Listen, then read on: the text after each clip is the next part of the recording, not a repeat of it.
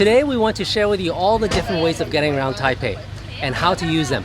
Especially important if you don't know Chinese. We'll also give you a beginner's Chinese lesson on what all the different types of transportation are called here so that you have reference. So this is a private car with a driver that we've hired for the whole day. In Chinese it's called bao che, bao che.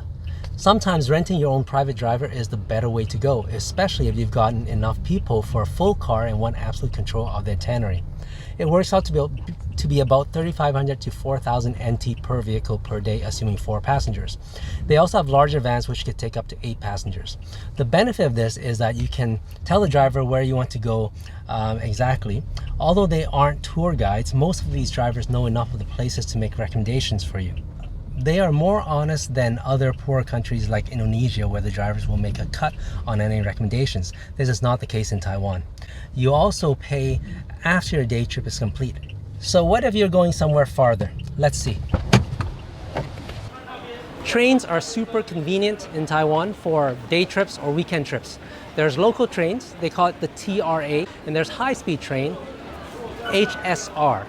So how do you call high-speed train in Chinese? It's 高铁, 高铁. Okay, so ask people for that and then they'll point you to HSR. High-speed trains are super convenient and super fast. They can get to Taichung, which is in the middle of the country, in 1 hour, and to Kaohsiung in 2 hours. That's amazing for North American standards.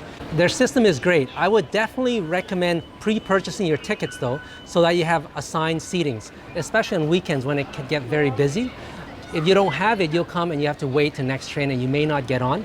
But if you buy pre-assigned seating, you can either come earlier to station and buy the next day's trip, or you can book it online and then come a little bit earlier, pick up the tickets at the window booth, and then go onto your platform. Now, a local insider's tip. If you don't care about having an assigned seat and you want some discount, you can actually buy unreserved tickets on KK Day. I'll post the URL. But you can buy that unreserved seat on KK Day, and that's cool. Now, just be careful because if you use on weekends, you might have to wait a while because it's busy because there's no guaranteed seating. What other options do you have for going on a day trip? Well, let's see.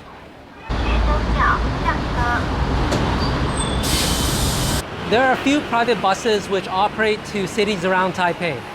You'll hear names like Camelan, Kuo, Kuang, Nantou. I'm sure there's more.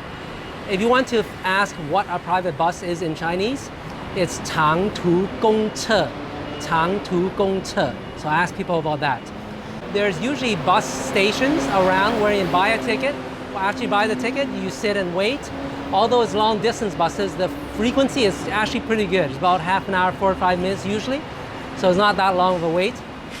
Also, if you buy a return ticket, some of the companies will give you a slight discount, so you can ask about that. So what if you're traveling within the city? Well, let's see what we have. So walking around is a great way to get around in the city, especially if you're stuck between MRT stops. But as a pedestrian, be careful. It's not like North America. There's scooters, there's cars everywhere. And unlike North America, where pedestrians have the right, it's almost reversed here. The pedestrians actually should be yielding to the cars and the scooters. When you're commuting around in the city, the must-have item is called the Easy Card. In Chinese, they call it yo-yo ka. What it is it's basically a card that you can load up so you don't have to carry coins around, and you can use it on their subways, their local buses, and even their rental bikes called the U-Bike. Starting April 2019, Metro Taipei has released a all-pass promotional ticket. It's basically geared towards tourists. For 1,280 NT, you get unlimited riding for 30 days on the MRT, on the local bus, and 30 minutes of U-Bike rental. This is a very good deal because it works out to be about 40 NT a day. As long as you spend 40 NT a day, you've made back your money. And that's easy to do because that's basically 2 trips on the MRT. So this is a U-Bike. You'll see lots of stations here that has bikes. There's an app that you can download which will show you which station has which bikes and how many are available. And if it's your first time, you can sign up and register in this kiosk. Now, if you have an Easy card, you can do it. The trick though is you need also a local phone number. And what you also need is a little bit of credit on your Easy card. So if you have an All Pass, you actually get access to this. You get 30 minutes free. But the trick is, the insider tip here, is the All Pass has 0 credit because it's a all-you-can-ride unlimited pass. So it'll give you an error message. What you do then is you just load up a small amount on credit, 10, 20, 30, NT, whatever it is. Because if it's a 0 credit, they won't let you register. So that's the secret. Put some money in the All Pass and then you can register, but you also need the Taiwan number. So when you're riding around town, there's dedicated bike lanes in some of the streets, but not all. Just keep in mind, if there's no dedicated bike lane, then you're supposed to be on the road. So keep that in mind. This is a bus median. It's for the local buses. And the local buses are actually great here. It's clean, it's actually easy to get on. You can actually use your Easy card to tap on and tap off and they calculate the fare. It's actually quite a nice system. Now, what you'll see is on the dashboard there, it actually tells you when the expected bus is with the bus number. So it's very easy to get around. When you're on the bus, there will be pre-recorded announcements of the next stop in English and in Chinese. So when I was taking the bus, I actually saw that my bus had geolocation on Google Map, which is very interesting. It shows you when it's coming and it shows you on the map reference. When I got on the bus, if you use the directions route on Google Map feature, you can actually see the next stops as a white dot. So it's a very good way for you to plan around when your next stop is, even though you don't know Chinese. Just turn on Google Map, great for that. But you know what? I think the next type of transportation is actually the easiest and most convenient around Taipei.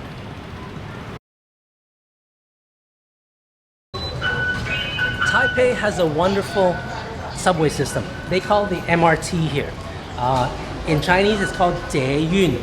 捷运. That subway, if you want to ask the subway stop, it's 捷运站. 捷运站.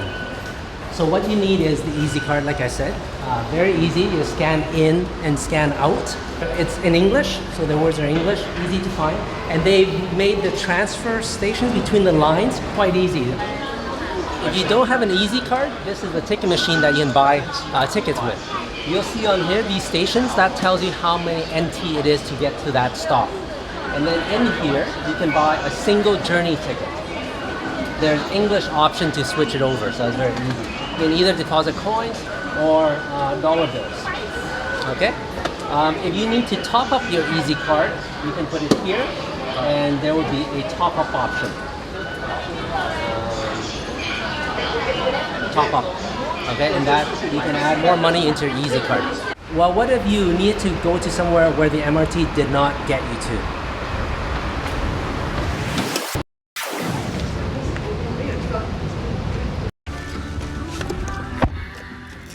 Taxis are great for this. For the most part, taxis have been honest.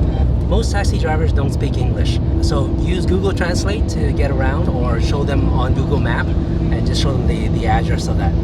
Taxis start at about 70 NT in Taipei. In other cities, maybe more. If you have 3 or 4 people, it starts to make sense to take the taxi versus MRT because it adds up to almost about the same pricing cost, but then you get direct to your destination without having to walk between the MRT stops. So how do you hail a taxi here? Well, there's a red LED light on the top right corner of any taxi. Look for that. If it's on, that means it's available. The words is in Chinese, so you have to look for it. It's 2 words. It's called 空车, which means available car. So look for that. And then actually, if you want to ask people where or how to hail a taxi, taxis are called 计程车. 计程车. So say that, and then people would understand what you're looking for. Now, Uber is also available, so that's a good option if you want. I've heard there's pushbacks from taxi associations, but you can definitely use that. The nice thing about Uber, especially when you first arrive and you don't have any Taiwan dollars, it gets charged to your Visa, so you can use that.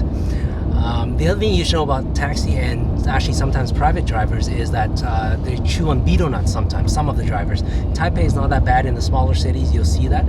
The driver's mouth is like all red and everything. It's a betel nut that they're chewing on. It's a stimulant. It's kind of like tobacco, keeps them awake. So, don't get scared off. It's pretty normal for drivers over here. But this next type of transportation is my favorite. So these are scooters. Probably the most common type of transportation in Taiwan. You'll see them everywhere. They are super convenient to get around, very good for locals. If you're in Taiwan for a long period of time, I would recommend getting one. But of course, not as safe as the public transport. Riding in Taiwan is completely different than riding in North America, so don't think it's a breeze. You will also need your international driver's license, and there are not many places that rent to foreigners in Taipei. So what I recommend instead is actually rent scooters.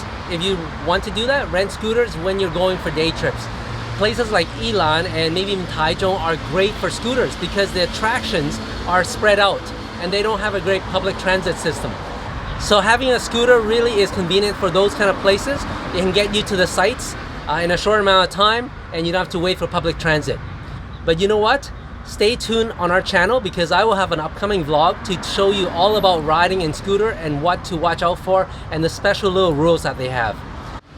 So with that, you now have a very good rundown of all the different types of transportation around in Taiwan.